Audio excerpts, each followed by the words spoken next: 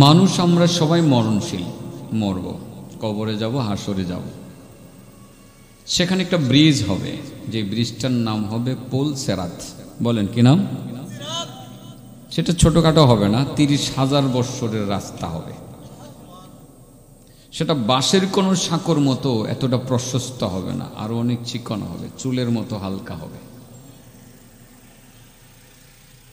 এবং সেটা ভয়ানক ধারালো হবে। সেই পুল সেরাত পার হয়ে জান্নাতে যাওয়া লাগবে। যে পার হতে পারবে সে জান্নাতে যাবে, যে পার হতে পারবে না সে জান্নাতে যেতে পারবে না। কি করে সম্ভব বলেন তো? চুলের মতো হালকা একটা পুল, হীরার চোখ ধারালো, পা রাখলে দ্বিখণ্ডিত হয়ে যাবে মানুষ। কি করে সম্ভব এটা পার হওয়া? সম্ভব? হ্যাঁ, আমার আল্লাহ পার করলে সম্ভব। আল্লাহ কাউকে এটার মধ্যে পা লাগাই মেনে না, এটার উপর দিয়ে নেবেন, বিজলির মতো উড়িয়ে একেবারে জান্নাতের ভিতরে পৌঁছায় যাবে। এটা কার পক্ষে সম্ভব? আল্লাহর পক্ষে সম্ভব। কিন্তু প্রথম অনেকগুলো অসম্ভব কথা বের হয়ে আসবে। সেখানে থাকবে আবার 60টা চেকপোস্ট। কটা চেকপোস্ট? 60টা চেকপোস্টের প্রত্যেকটা চেকপোস্টে চেক হবে, এবং সেখানে অনেক পরীক্ষা নিরীক্ষা হবে। প্রথম চেকপোস্টে কেউ যাওয়ার পর সে যদি প্রশ্নের উত্তর দিতে পারে, 2 নম্বর চেকপোস্টে যেতে পারবে। এইভাবে 2 নম্বর পার হতে পারলে 3 নম্বরে, কেউ যদি 3 নম্বরে গিয়ে ধরা খায়, এখান থেকে জাহান্নাম, ধাক্কা মেরে জাহান্নামে ফেলে দেওয়া হবে। এভাবে যাইতে যাইতে ধরেন 7 নম্বর পর্যন্ত চলে গেলে, 2টা কথার উপরে আমি বয়ান করব, মনোযোগ দিয়ে শুনবেন। আপনি ধরেন 6 নম্বর চেকপোস্ট পার হয়ে চলে গেলেন, আমার বিশ্বাস আপনি পারবেন। কিন্তু 7 নম্বর চেকপোস্টে গেলে, আমার অবজারভেশনে যতটুকু আমি বুঝেছি, ইমাম গাজালির কিতাব পড়ে, দাকাইকুল আখবার নামক কিতাবে দেখলাম, আমার মনে হয় 7 নম্বর চেকপোস্টে যাওয়ার পর আপনার তীরে গিয়ে তরি ডুবে যাবে। পাটলি ঘাট চেনেন? আপনাদের এলাকায় তো নৌকা দিয়ে নদী পার হচ্ছেন, হুমায়পুর গিয়ে ভিড়বেন, ভিড়ার 1 মিনিট আগে, 100 গজ আগে নৌকাটা ডুবে গেল। পুরাটা নদী পার হয়ে গেলেন, তীরে গিয়ে তরি ডুবাইয়া দিলেন। মাঝে ডুবা যেই কথা, 100 গজ ভিতরে ডুবায় কি কথা সাঁতার না জানলে, ঠিক না বেটি? হ্যাঁ, তো কিছু আল্লাহর বান্দা, আমার মনে হয় আলমনগরের মানুষ 80% মানুষ মনে হয় 6 নম্বর চেকপোস্ট পার হয়ে 7 নম্বরে চলে যেতে পারবে। কিন্তু 7 নম্বরে গিয়ে 80% মুসলমান ধরা খেয়ে যাবে। সেখানে যাওয়ার পর তীরে গিয়ে তরি ডুবে যাবে। কারা মূলত 7 নম্বর চেকপোস্টে ধরা খেয়ে ওখান থেকে জাহান্নামের আগুনে নিক্ষিপ্ত হবে? সেই লোকগুলো কারা, তাদের পরিচয় জানার দরকার আছে না নাই? তাছাড়া আরেকটা কথা আপনাদেরকে বলে দেই, আপনাগুলো তো আমার সম্পর্ক ভালোই, যেহেতু মোটামুটি ভালো, এমন একটা আমলের কথা বলে দেব যে আমলটা করলে চেকপোস্টের ভিতর দিয়ে যাইতেই হইব না। সুবহানাল্লাহ বলেন। সামনে দিয়ে গেলে এনে ধরা খাইতেন, চেকপোস্টের চেকাররা আপনাকে দেখলে এনে আপনারে আটকাইতেন। এই দিক থেকে আসলে তো ধরা খাবে নেই। যদি এই দিক থেকে তিরফালের উপর দিয়ে উড়ে ওই পার চলে যান, ভিতরের কেউ দেখবে? আল্লাহ রাসূল সাল্লাল্লাহু আলাইহি ওয়াসাল্লাম বলেন, অগ্রিম আলহামদুলিল্লাহ কই, সুবহানাল্লাহ বলেন। আচ্ছা, যেহেতু শুরু করছি ওয়াজ করেই যাই কতক্ষণ। আমার নবী বলেন সাল্লাল্লাহু আলাইহি ওয়াসাল্লাম, আমার উম্মতের মধ্যে এমন কিছু উম্মত হবে চেকপোস্টে তাদের যাওয়াই লাগবে না। তারা পাখির মতো উড়ে উড়ে চেকপোস্টের 1000 কিলোমিটার উপর দিয়ে পাখির মতো উড়ে উড়ে বিনা হিসাবে জান্নাতের ভিতরে চলে যাবে। যেসব ফেরেশতারা চেকপোস্টে চেক করবে, চেকাররা জান্নাতের ভিতরে গিয়ে বলবে, কি ব্যাপার মুরব্বী, হাজী সাহেব আসলেন কিভাবে? চেকপোস্টে তো পিকচার দেখি নাই, সিসি ক্যামেরার ফুটেজে তো আপনার ভিডিও নাই, ছবি নাই, কোন দিক থেকে আসছেন? আমি পাখির মতো উড়ে উড়ে বিনা হিসাবে চেকপোস্ট ফাঁকি দিয়ে জান্নাতের ভিতরে চলে আসছি। কি করতে ও ভাই, তুমি কি করতা? এমন কি ভালো আমল করতা? হ্যাঁ, একটা আমল করতাম, যে আমলটার কারণে চেকপোস্ট ফাঁকি দেওয়ার সুযোগ আল্লাহ দিছে। আল্লাহ দেওয়াছে, আল্লাহ ইচ্ছা করলে তো চেকপোস্ট ফাঁকি দেওয়া সম্ভব। আরে বাংলাদেশের চেকপোস্টে ফাঁকি দেওয়া সম্ভব না, আর সৌদি আরবের চেকপোস্ট তো আরো কঠিন। ঠিক আছে না? আমার ইচ্ছা করলে, আপনার ইচ্ছা না, আল্লাহ তৌফিক দিলে সৌদি আরবের চেকপোস্ট ফাঁকি দিতে পারবে। আমি একটু বলছি মনে হয় গতবার বা আগের বার কোথাও বলছি, আজকে বলে আমি একটু চেকপোস্ট ফাঁকি দিয়েছিলাম। কইতাম? হ্যাঁ কইলাম, আল্লাহ দেওয়াইছিল। আমার সেদিন যে কি খুশি লাগছিল, আমার মনে চাইলো তায়েফে যাব। কোথায়? তায়েফ। তায়েফ কোন জায়গায়? মক্কায়। মক্কায় মানে মক্কায় না, তায়েফ আলাদা একটা ডিস্ট্রিক্ট, এটা আরেকটা ডিস্ট্রিক্ট। প্রায় 80 কিলোমিটার দূরে না, প্রায় 90 কিলোমিটার।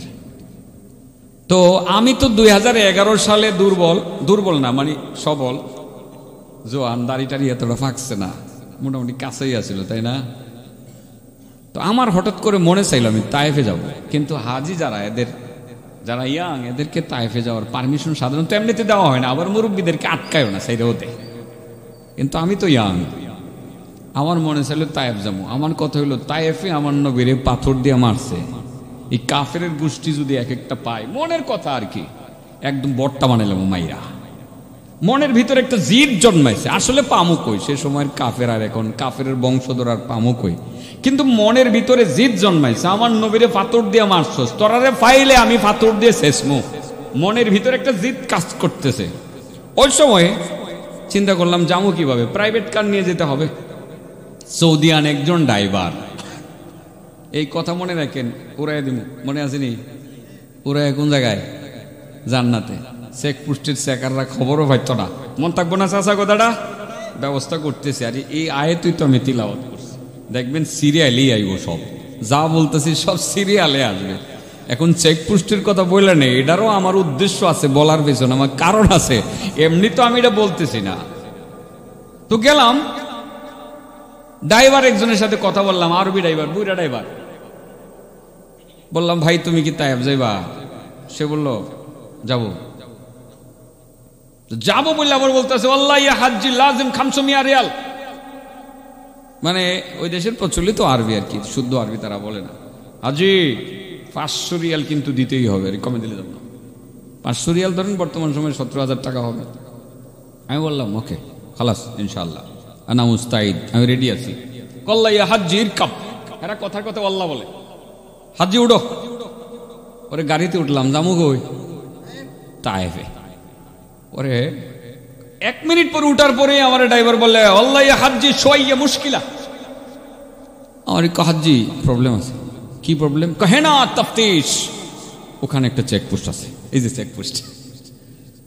আমি বললাম তো চেকপোস্ট, ইস মুশকিলা, প্রচলিত আরবি, শুদ্ধ না কিন্তু। সমস্যাটা কি?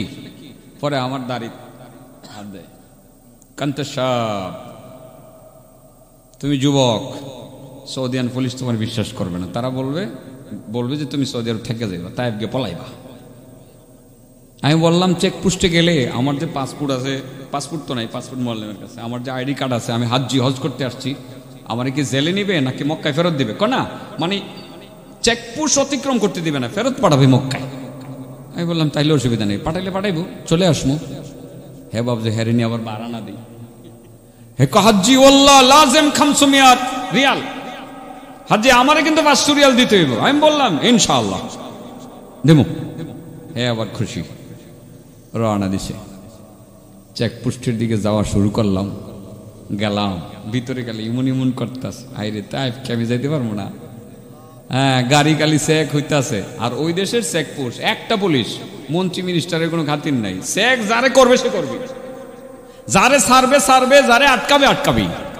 একজন পুলিশের ওখানে অনেক পাওয়ার, এটা আপনারা জানেন কিনা? নিশ্চয়ই জানেন। ওই দেশে আইনের প্রতি অনেক শ্রদ্ধা আছে। তো গেলাম, দেখি গাড়ি লাইন করে চেক করতেছে, কাউকে ছাড়ে, কাউকে আটকায়, কাউকে রাইখে দেয়, কাউকে ফেরত দেয়, চলছে এরকম। কেউ ঘুরে চলে আসতেছে, কাউরে খালি জায়গা নিয়ে চেক করতেছে, কাউরে ছাড়ে দিতেছে। আমার সামনে আর মাত্র 2টা গাড়ি। কয়টা গাড়ি বোঝেন তুই? আমার ভিতর কেমন করতে আছে। এরপরে আমি বৈশা বৈশা কোরআনের আয়াত পড়তেছি সূরা ইয়াসিন, ফাআগশাইনাহুম ফাহুম লা ইউবসিরুন। আমার মনে হয়েছে আর কি, আমার নবীকে যখন ব্যারিকেড দিছিল কাফেররা হিজরতের সময়, মনে আছে নি? তো গোট থেকে বের হবেন কিভাবে? হযরত আলীকে নিজের চাদরের নিচে শোয়াইয়া হাতে একটু বালি নিয়ে বলছিলেন ফাগশাইনাহুম ফাহুম লা ইউবসিরুন, বালি ছিটায় দিছিলেন। কাফের সবটি মোটামুটি অল্প সময়ের জন্য হইল অন্ধ হয়ে গেছে, এরা চোখে কিছু দেখে না। আমার নবী এখান থেকে বেরিয়ে গেছিলেন, আমার এটা মনে পড়ছে। তো আমি যদিও বালি নিলাম না, কিন্তু কোরআনের আয়াত তো আমার নবী সাল্লাল্লাহু আলাইহি সাল্লাম শিখিয়ে দিয়ে গেছেন, এটা পড়ি। আর ড্রাইভারকে বললাম সায়েক উতলু মিন সূরাতি ইয়াসিন ফাগশাইনাহুম ফাহুম লা ইউবসিরুন। পরে ড্রাইভারে কয় আসে, আর পরে আসে, আর পরে মনে মনে কয় যে বাঙালি দিয়ে আমার কোরআন শিখায়, কারণ এই দেশের ড্রাইভার আরবি তো হেতো আমার চেয়ে ভালো কোরআন জানে, কথা বলছেন না? তো হ্যাঁ হাসে, আর জোরে জোরে হাসে, খিলখিল করে হাসে। আর পরে এই চেক পোস্টে আর গাড়ি বাদ রয়েছে মাত্র একটা, ওইটা ওরা এটা চেক করতে আছে, এটা চেক করতে আছে, এটা চেক করা শেষ। এবার তো আমার বেলা, আমি কিন্তু ফাগশাইনাহুম ফাহুম লা ইউবসিরুন পড়তাছি নিচে ছায়া ছায়া, এর ভিতরে হের মোবাইল একটা আওয়াজ হয়েছে, ক্রেন ক্রেন করে একটা আওয়াজ হয়েছে, হ্যালো দিকে হয়েছে। কোন দিকে?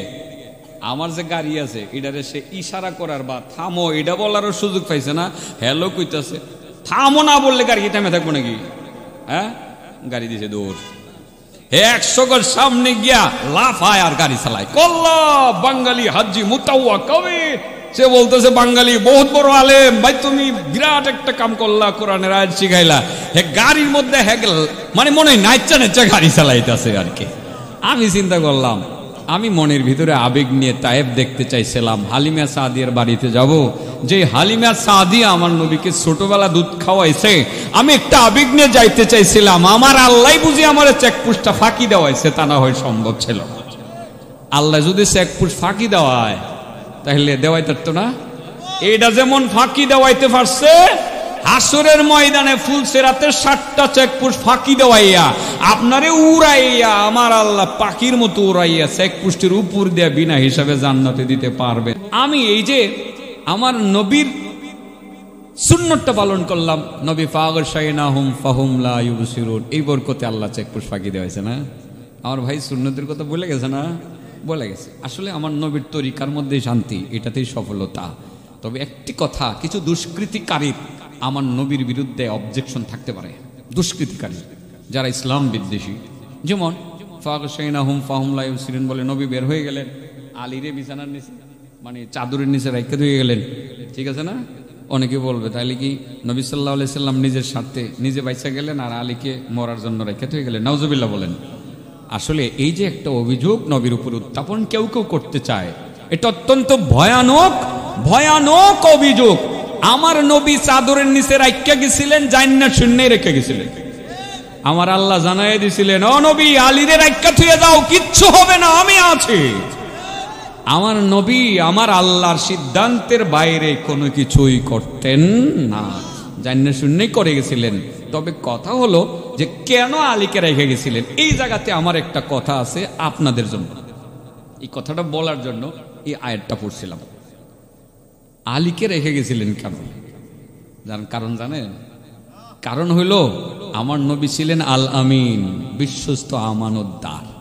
তিনি যে হিজরত করে মদিনায় চলে যাবেন, বিধবার টাকা আমানত ছিল আমার নবীর কাছে, এতিমের টাকা আমানত ছিল আমার নবীর কাছে, ইহুদির টাকা পয়সা আমানত ছিল আমার নবীর কাছে। আলীকে রেখে গেছেন এই জন্য, আলী আমি যদি এখন মদিনায় চলে যাই, কাফেররা বলবে মোহাম্মদ এতিম মিসকিন বিধবা নারীদের টাকা লইয়া ভাগছে। সাবধান আলী, তোমার মদিনায় আপাতত আসার দরকার নাই, আমি যাচ্ছি আল্লাহর হুকুমে, তুমি সহি সালামতে আসবে। অমুক জায়গায় কিছু টাকা আছে, এটা অমুক এতিমের, অমুক জায়গায় কিছু টাকা আছে, এটা অমুক বিধবা নারীর, অমুক জায়গায় কিছু টাকা আছে, এটা অমুক ইহুদির। প্রত্যেকের ঘরে ঘরে হিসাব করে করে সমস্ত টাকা পয়সা তুমি পৌঁছাইয়া দিয়া এরপরে তুমি মদিনায় রওনা দিবা, আমি মুহাম্মদুর রাসূল তোমাকে গ্রহণ করিব। এই জন্য আলীকে রেখে গেছিলেন।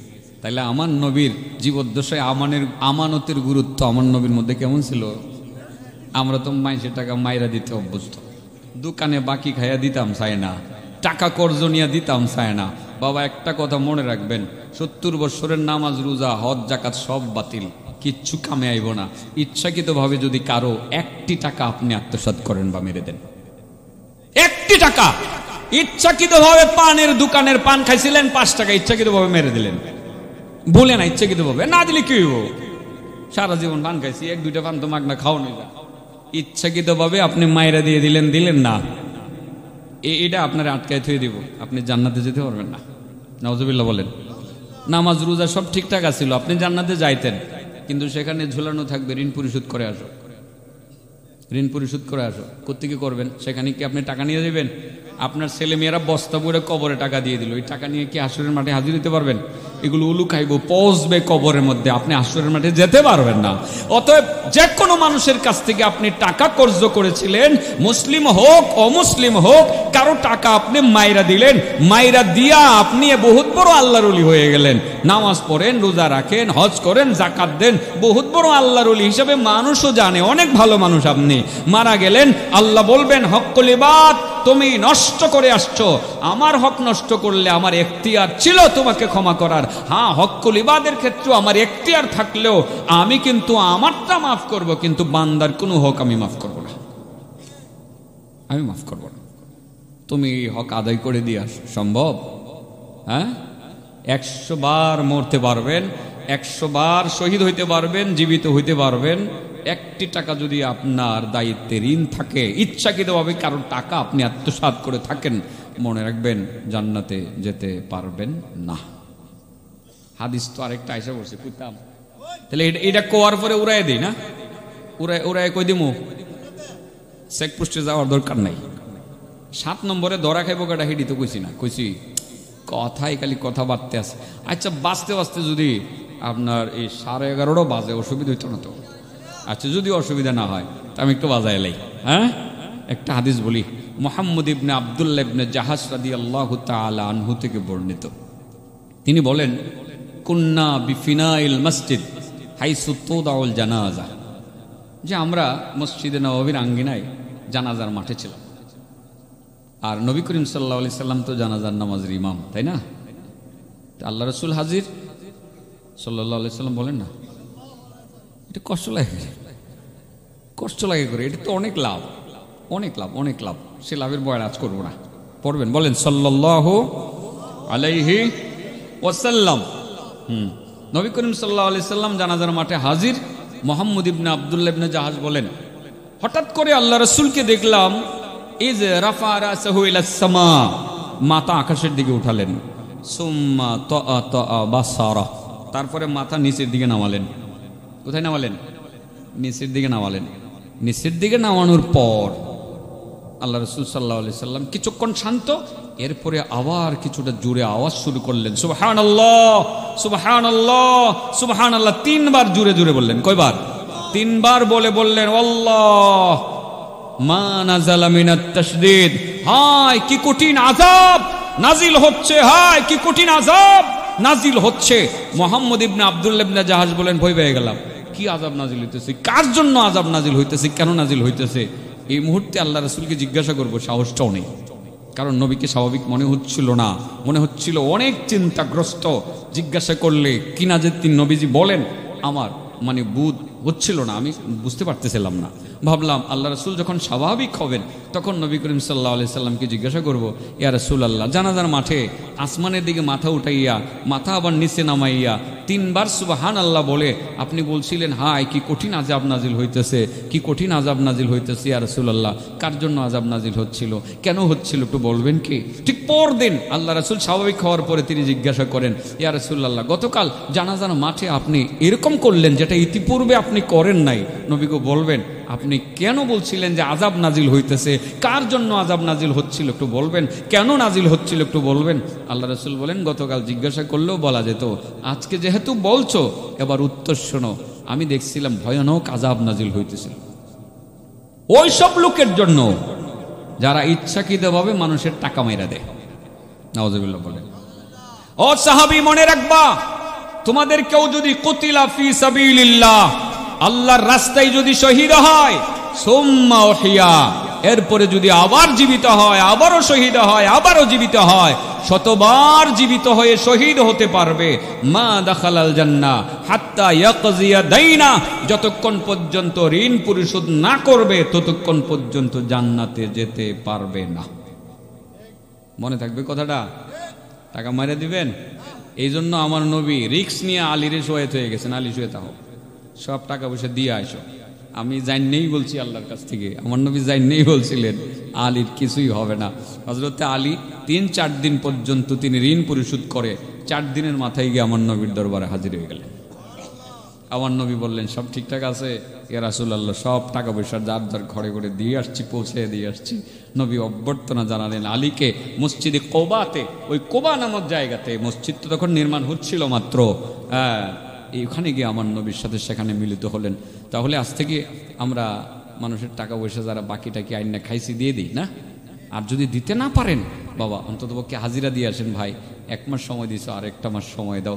এরপরেও যদি আপনি দিতে না পারেন, আপনি মাপটা তো চাইবেন, অন্ততপক্ষে মাপ চেয়ে ক্ষমা আনতে হবে তার কাছ থেকে। ভাই আমি অক্ষম, পারতেছি না, তুমি আমারে মাফ করো, তা না হয় তোমার বাড়ির কামলা রাখো, আমি মরণ পর্যন্ত তোমার বাড়িতে কামলা কাটতে রাজি আছি। আমি ভাই জাহান্নামের আগুন সহ্য করতে পারতাম না। মুসলমান হিসাবে কিন্তু আপনাকে সে দয়া করতেই পারে, অন্ততপক্ষে এটুকু বলবে, ভাই তোমার যদি তৌফিক হয় তাইলে দিও, আর না হইলে আমার কোনো আপত্তি নেই, এটুকু বলবে। বলবে না? বলবে। ক্ষমা চাইবো তো ইনশাল্লাহ। আর ক্ষমা চাইবো কেন? যতক্ষণ আমি দিতে পারবো ততক্ষণ ক্ষমা চাওয়ারও দরকার নাই। কি জানে বলছিলাম, চেকপোস্ট কয়টা হবে? 7 নম্বরে ধরা খাইব গাড়া, এটা কইলই রাগ করুন যাইতো না। হ্যাঁ যুবকরা রাগ করবা? রাগ করো না, এটা কইলে। হ্যাঁ 1 নম্বরটা ধরেন পার হয়ে যাবেন গা। আমি সহজ ভাবে বলে ফেলি, জিগাইব কালিমা, এটা তো কালিমা জানি কি? আলহামদুলিল্লাহ রাব্বিল আলামিন, লা ইলাহা, বলেন লা ইলাহা ইল্লাল্লাহ, লা ইলাহা ইল্লাল্লাহু মুহাম্মাদুর রাসূলুল্লাহ, এটা তো সবাই পারেন, সাল্লাল্লাহু আলাইহি সাল্লাম, পার হয়ে যাবেন গা। 2 নম্বরে নামাজ জিজ্ঞাসা করবে, এইভাবে 6 নম্বর পর্যন্ত গেলেন গা। যেই মাত্র 7 নম্বরে যাবেন, যাওয়ার পরে মোটামুটি পার হয়ে গেছেন, আর একটা গেট পার হইতে পারলেই তো জান্নাত, ঠিক না বে ঠিক? 6টা তো পার হয়ে গেছেন গা। সেখানে যাওয়ার পরে ফেরেশতা বলবে, আল্লাহর বান্দা দুনিয়াতে তুমি গেছিলা, কাহা গেছিলাম? কি একা একাই গেছিলা নাকি কারো উসিলাই গেছিলা? কোন মাধ্যমে গেছিলা? মা বাবার মাধ্যমে গেছিলাম। তাইলে মা বাবার উসিলাই সুন্দর পৃথিবীটা দেখছিলা কাহা? যেই মা বাবার উসিলাই দুনিয়াতে গেছিলা, ওই মা বাবার সাথে তোমার সম্পর্কটা কেমন ছিল? উত্তর যদি ইয়েস হয় যে ভালো ছিল, তাহলে ফেরেশতা টিপদা দেখবো সিসি ক্যামেরার ফুটেজে সব ঠিক আছে, কইবো ভাই তুমি পার হও, যাও তুমি জান্নাতে যাও।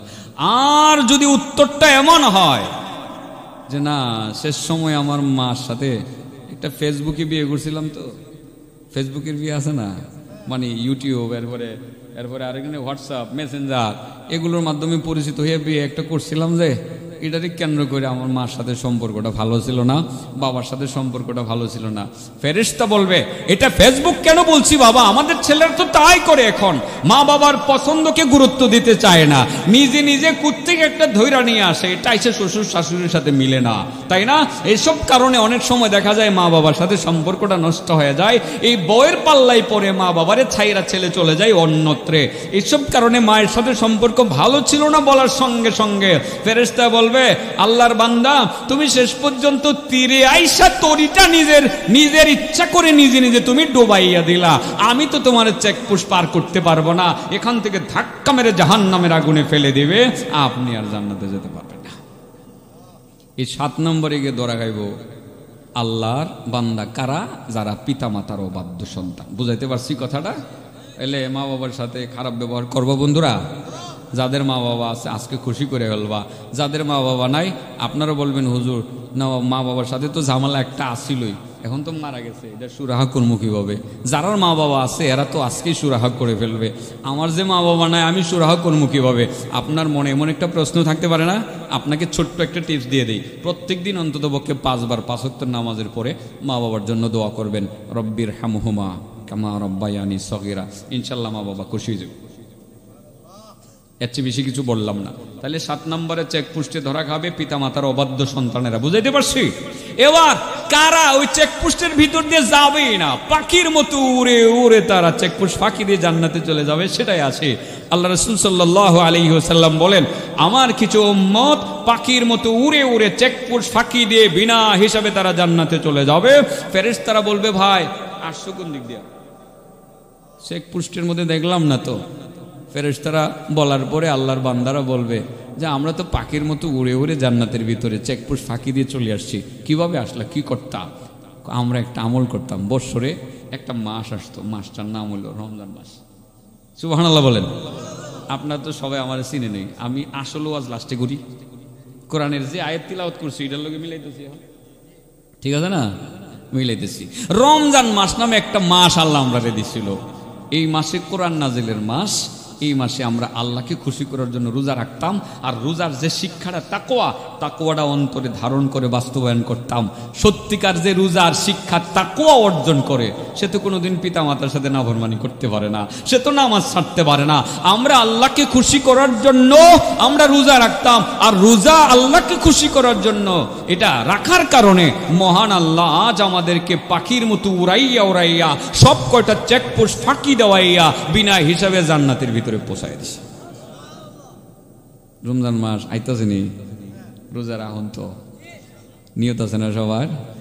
এই রোজা এমন ইবাদত আল্লাহকে খুশি করার জন্য তাকওয়া অর্জনের স্বার্থে যারা রোজা রাখবে, সত্যিকার রোজাদার বান্দারা চেকপোস্টের ভিতর দিয়ে যাবে না, তারা চেকপোস্টের উপর দিয়া পাখির মতো উড়ে উড়ে বিনা হিসাবে জান্নাতে চলে যাবে। ছোট বড় সবাই রোজা রাখবো তো ইনশাল্লাহ? রোজা রাখবো। একটু আবার পরীক্ষা নিয়ে নেই, একটু পরীক্ষা নিয়ে নেই। বলেন তো দেখি, চেকপোস্ট কাটা হবে 7 নম্বরে ধরা খাবে কারা? যাদের মা বাবা নাই তারা এখন পিতা মাতারে খুশি করবে কিভাবে? আচ্ছা, আমার নবী যখন ওই যে হিজরত করছিলেন তখন ফাগশাইনাহুম ফাহুম লা ইউবসিরুন বলে বালি নিক্ষেপ করে তিনি চলে গেছিলেন। বিছানার নিচে কাকে রেখে গেছিলেন? চাদরের নিচে। হ্যাঁ, আলীকে রেখে গেছিলেন কেন? আমানত পৌঁছায় দেওয়ার জন্য। কথাগুলো মনে থাকবে যা বলছি? মনে থাকবে তো? আল্লাহ আমাদেরকে আমল করার তৌফিক দান করুন। ওয়া আখিরু দাওয়ানা আলহামদুলিল্লাহি রাব্বিল আলামিন।